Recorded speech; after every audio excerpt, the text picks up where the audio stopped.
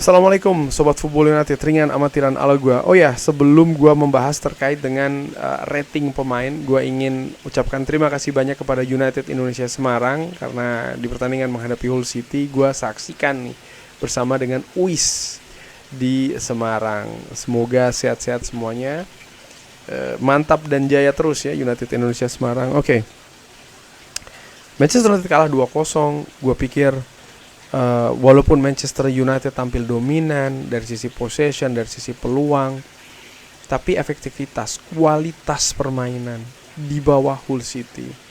Manchester United kebobolan 2 gol dari set piece, dimana ini tentang koordinasi, dan Manchester United buruk koordinasinya di pertandingan menghadapi Hull City tadi. Bukan hanya lini belakang, tapi lini tengah, dan akhirnya lini depan yang tidak efisien, tidak tajam. Bahkan Manchester United gagal mencetak gol menghadapi Hull. Hull bukan hanya menang, mereka mampu mencetak 2 gol menghadapi Hull City. Itu promosi dari Championship. Manchester United musim ini berlaga di Champions League, tapi tim yang promosi dari Championship bisa mencetak 2 gol, meraih kemenangan dan juga clean sheet. Ini hal yang mengecewakan ya menurut gue. Nah, terkait dengan rating pemain, ya ini tentu saja bukan hasil yang positif. Ada banyak sekali rating yang tidak bagus menurut gua. Gua ingin mulai dulu dari Senne Lammens. Ya, Senne Lammens menurut gua di babak pertama bekerja sangat keras sekali. Salah satu pemain yang paling menonjol dari Manchester United ya di babak pertama. Walaupun akhirnya gawangnya kebobolan 2 gol, tapi secara keseluruhan gua beri Senne Lammens ini nilai 7. Karena bisa saja Manchester United menderita lebih banyak gol kalau bukan Senne Lammens melakukan beberapa penyelamatan. Gol yang diciptakan oleh Hull menurut gue ini lebih karena kesalahan koordinasi di lini belakang Manchester United. Eden Heaven bersama dengan Harry Maguire, duo center back ini, Harry Maguire mungkin memiliki sisi plus di pertandingan tadi dengan situasi ofensif ya, ketika Manchester United menyerang terutama di babak kedua. Banyak sekali Harry Maguire ini maju ke depan sampai dengan kotak penalti, bahkan menciptakan beberapa shots ya, tembakan.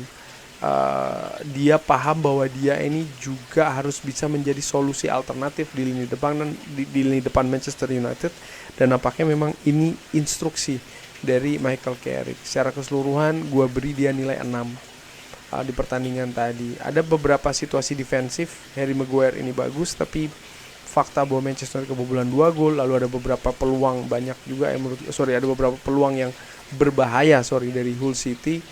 Ya menurut gue ini merupakan tanggung jawab lini belakang dari Manchester United. Eden Heaven tidak tampil bagus menurut gue di pertandingan tadi, terutama dari sisi defensif ya. Gue beri dia nilai 6. Sekalipun dia ada beberapa situasi juga menunjukkan ketangguhan dalam defend, dalam bertahan, tapi secara keseluruhan ya walaupun Manchester United ini menghadapi tembok dari Hull City di babak kedua, dan walaupun juga Eden Heaven beberapa kali maju ke depan ya, tapi dia tidak cukup mengancam. Fungsinya juga tidak jelas menurut gue. Jadi tidak cukup bagus penampilan Eden Heaven di pertandingan tadi. Noussair Mazraoui juga gue beri nilai 6. Noussair Mazraoui tampil tidak maksimal nampaknya di posisi bek kanan. Tampil mengecewakan, baik itu dari sisi menyerang, bertahan mungkin agak sedikit lebih mendingan dibanding ketika dia harus transisi menyerang. Padahal Manchester United butuh menurut gue ya daya serang yang lebih baik, terutama dari sisi sayap juga. Sampai akhirnya dia digantikan di menit 80 oleh Diogo Dalot. Gue beri dia nilai 6. Luke Shaw, ya mungkin Luke Shaw ini yang agak sedikit mendingan menurut gue mengawal sisi kiri dari Manchester United. Tapi secara keseluruhan ya dia tidak cukup mengancam, terutama ketika dia melakukan overlap ke lini pertahanan dari Hull City, terutama dari crossing yang terjadi. Sehingga gue beri Luke Shaw nilai 6 juga. Andre Santos gue beri dia nilai 7. Bekerja cukup keras di lini tengah Manchester United, membangun serangan, menjaga keseimbangan. Tapi ya permasalahan koordinasi di lini tengah ini yang akhirnya membuat Manchester United akhirnya kalah menurut gua ya. Karena koordinasi terutama di lini sentral, lini tengah ini tidak cukup bagus. Yuri Tillmans, gue beri dia nilai juga 7 di pertandingan tadi. Mencoba beberapa kali menurut gue, tapi nampaknya ada periode adaptasi ataupun pengenalan ya. Memahami pemain-pemain rekan, terutama sesama pemain Manchester United di atas lapangan yang masih belum oke dari seorang Yuri Tillmans di pertandingan tadi. Gue beri dia nilai 7. Bruno Fernandes versi flash score dia mendapatkan rating 7,9, artinya hampir 8. Tapi kalau gue pikir di babak pertama dia kurang mendapatkan supply sebagai seorang gelandang serang ya. Bruno Fernandes ini di babak kedua dia memiliki peran yang berbeda, dan peran itu yang membuat dia lebih banyak mendapatkan bola dan lebih banyak melepaskan umpan-umpan juga. Tapi secara keseluruhan kreativitas dari seorang Bruno tidak tampil cukup bagus menurut gue. Gue beri Bruno nilai 6. Dan jeleknya penampilan Bruno di pertandingan tadi, ternyata belum ada pemain Manchester United lainnya yang mampu menggantikan. Artinya ketika Bruno jelek, hampir dikatakan seluruh skuad juga tampil tidak maksimal. Dan itu yang terjadi menurut gue secara ringan amatiran di pertandingan tadi. Perubahan posisi Bruno Fernandes dari gelandang serang ke gelandang tengah sebenarnya cukup bagus, tapi mungkin terlambat, itu satu, atau mungkin ada keadaan instruksi yang dibaca berbeda oleh Michael Carrick, sehingga ya menurut gue Manchester United bersama Bruno Fernandes tidak tampil optimal di pertandingan tadi. Gue beri dia nilai 6.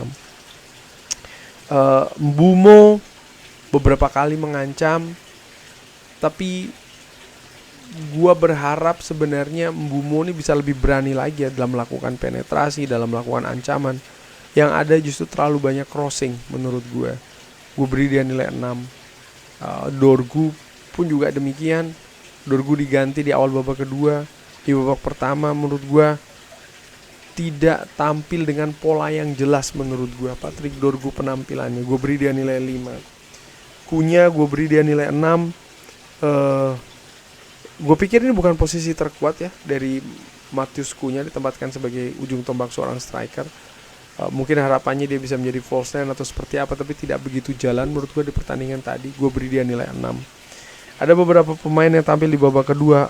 Rashford ketika masuk menggantikan Dorgu di babak kedua, menurut gue terlihat memang memberikan perbedaan kualitas di lini serang sayap kiri bagi Manchester United. Ada perbedaan yang terlihat, dan menurut gue ya Rashford memiliki penampilan yang oke, walaupun ya dia juga tidak bisa memberikan kontribusi yang pasti terkait dengan kekalahan Manchester United tadi, artinya membuat assist ataupun gol. Tapi gue pikir Rashford tampil lebih bagus daripada Dorgu. Gue beri dia nilai 7. Lalu Benjamin Sesko gue beri dia nilai 5. Sesko ini tidak ikut pre-season. Gue nggak tahu proyeksinya seperti apa, dan nampak memang dalam tanda kutip sedikit dipaksakan menampilkan Sesko di pertandingan tadi. Dan gue melihat juga Sesko tidak tampil optimal nih, karena memang mungkin dia dalam keadaan yang tidak optimal juga. Ya, menurut gue Kobbie Mainoo pun juga tidak tampil optimal di pertandingan tadi ya. Gue beri dia nilai 6, Kobbie Mainoo. Lalu Dalo Sealesi tampil dari menit ke 80. Dalo gue beri dia nilai 6.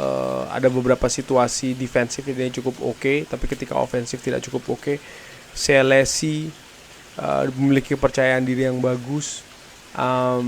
Nampaknya dia diinstruksikan untuk menaikkan tempo, tapi tidak cukup sih menurut gue penampilan dari seorang Sealesi untuk menaikkan kualitas skuad Manchester United di atas lapangan.